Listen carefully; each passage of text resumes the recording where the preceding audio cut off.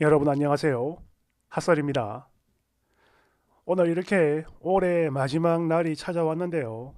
지난 한 해 주셨던 사랑 진심으로 감사드리며 또 아울러 앞으로도 더 열심히 하겠다는 말씀드리면서 올해 마지막 시궁창 사연 한번 읽어보도록 하겠습니다. 그럼 갑시다. 제목: 지 손으로 밥도 못 차리는 새끼가 지 엄마 불쌍하다며 같이 살자고 하길래 알았다 하고 바로 반품했거든요. 그랬더니 시모가 싹싹 비네. 늦었어. 원지, 시어머니를 모시고 싶다는 남편. 여러분 안녕하세요. 저희는 중학생 아이 둘 있는 40대 중반 동갑내기 부부입니다. 요즘 저희 남편은 하루가 멀다 시비를 걸고 있으며 저는 눈치 없는 척, 모르는 척 그렇게 계속 싸우고 있는 중인데요. 집다녀는 많이 답답했나 봐요. 먼저 여기다 글을 올려보자입니다. 그러면서 자기가 나쁜 건지 아니면 아내인 제가 이기적이고 어른을 공경하지 않는 나쁜 인간인지 그걸 공정하게 써서 판결을 받아보자 하는데, 그래 뭐 어차피 같이 볼 거고 솔직하게 써보겠습니다. 일단 저희 시아버지 남편 되게 어렸을 때 돌아가셨고요. 이후로 시어머니 혼자 키웠는데 참고로 외아들입니다. 뭐 그동안 제가 겪어왔던 거지 같은 고부 갈등은 굳이 쓰지 않겠습니다. 여튼 저희 남편 시어머니한텐 애지중지한 외아들이고요. 반대로 남편에게 있어서 어머님은 평생 고생만 한 불쌍하고 안타까운 어머니이다 보니까 늘 중간에서 저만 개 거지 같은 꼴을 많이 당하고 살았는데요. 속에서 울화가 치밀어 올라도 그냥 조용히 넘겼어요. 일단 제 성격이 나름 담담한 편이기도 하거니와 또 애들도 둘이나 있으니까 이혼을 할 수도 없는 노릇이고, 그러다 보니까 그게 뭐든 그냥 해달라는 대로 다 해주자 이런 마음으로 살아왔어요. 도 닦는 기분으로 말이죠. 사실 그 전에 저렇게 애틋한 두 사람 사이 비집고 들어갈 마음도 없었고, 안 그래도 맞벌이하고 살림하고 또 애 둘 키우고 이런 거 신경 쓸 그런 여력도 없었어요. 시간도 없고. 그랬는데 올해 들어 갑자기 시어머니의 연락이 많아집니다. 여기가 아프고 저기도 아프고 거기도 아프다 이런 소리와 함께요. 물론 이럴 때마다 남편한테 어머님 아프시단다 들여다 봐라 이러면서 보냈죠. 그런데 저는 이게 합가의 밑그림일 줄은 진짜 꿈에도 상상을 못했습니다. 대뜸 그러더라고. 이제 어머니 혼자서는 힘들어서 안 되겠다며 자기가 모시고 살아야겠다라고 하는 거예요. 순간 이 새끼가 미쳤나 싶었지만 티 안 내고, 뭐? 당신이 어머님을 갑자기 왜? 이렇게 물었더니 어머니 몸이 너무 안 좋아서 신경이 쓰인답니다. 그리고 그걸 떠나 모시고 사는 게 자식의 도리래요. 이제 엄마 당신이 살면 얼마나 더 살겠냐 이러면서 말입니다. 야, 이 인간의 썩은 속내가 다 보였지만 끝까지 모르는 척했죠. 그리고 그저 조용히 고개를 끄덕끄덕 동조를 해줬습니다. 그래, 당신 말이 맞아. 어머님 늙으셔가지고 앞으로 뭐 살면 얼마나 살겠냐고. 안 그래도 아들 사랑이 대단한 분인데 아들이 먼저 이렇게 같이 살자고 하면 엄청 좋아하실 거야. 당신도 어머님 걱정되고 신경 쓰인다 하니까 같이 사는 게 맞지. 그러니 지금 얼른 짐 챙겨가지고 어머님 집으로 들어가. 애들은 내가 알아서 할 테니까 걱정 안 해도 돼. 아무 걱정하지 마. 그전이 당신은 그저 어머님만 생각하고 지내면 돼. 이렇게 말하면서 그 참 우리 남편 되게 효자다 라고 빵긋 웃어줬는데, 기가 막혔는지 가만히 쳐다봅니다. 그러더니 버럭 고함을 질러요. 아니 지금 내가 하는 말 뜻을 정말 몰라서 이래? 나는 여기 손자 손녀가 있는 집에서 어머니를 모시고 싶은 거야. 내가 멀쩡한 내 집을 두고 왜 어머니 집으로 가냐? 막 이러면서 난리를 치는데 제가 그랬죠. 정말 이해가 하나도 안 된다라는 표정으로, 그래 여기가 당신 집인 게 맞지. 맞는데 내 집이기도 해. 아니 우리 둘뿐만 아니라 우리 새끼들 집이기도 하지. 그래서 이렇게 어머니 모시고 싶다는 거 존중해서 보내주겠다는 건데 사람이 왜 이렇게 화를 내냐? 뭐 우리가 어머님한테 집을 뭐 비워 드려야 되는 거야? 그럼 우린 어디서 살아? 이러니까 어디긴 어디야? 그냥 여기서 다 같이 살면 되지. 어?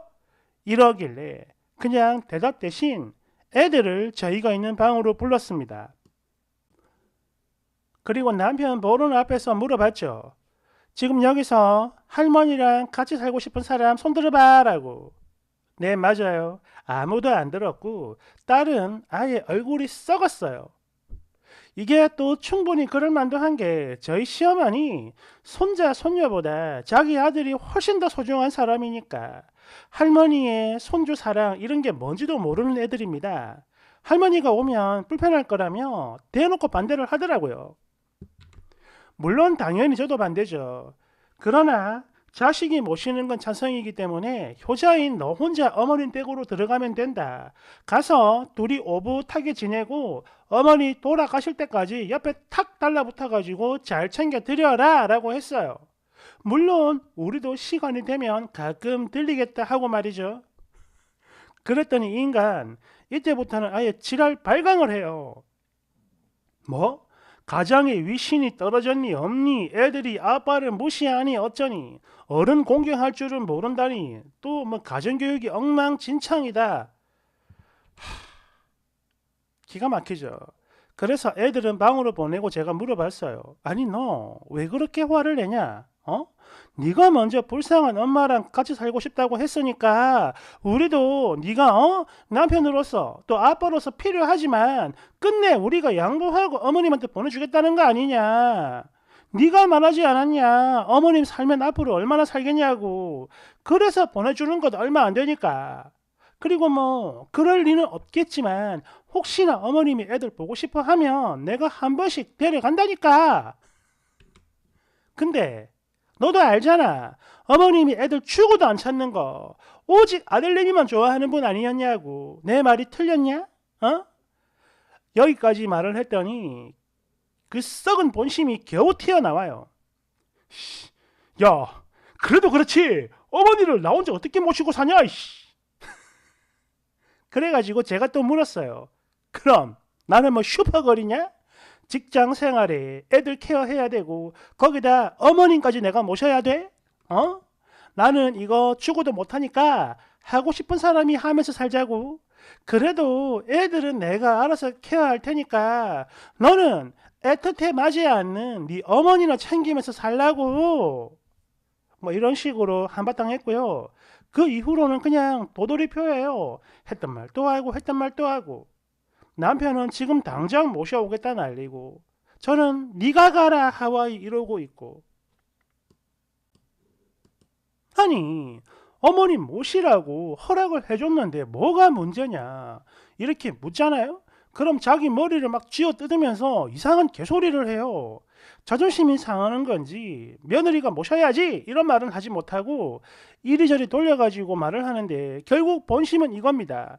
며느리가 시어머니 수발 다 들면서 모시고 살아주길 바라는 거예요. 뭐 그러거나 말거나 저는 계속 모르는 척 할 거예요. 애들한테도 니들 아빠는 할머니를 너무 사랑하기 때문에 이제 우리랑 떨어져 할머니하고 살 거다라고 미리 말을 해뒀어요.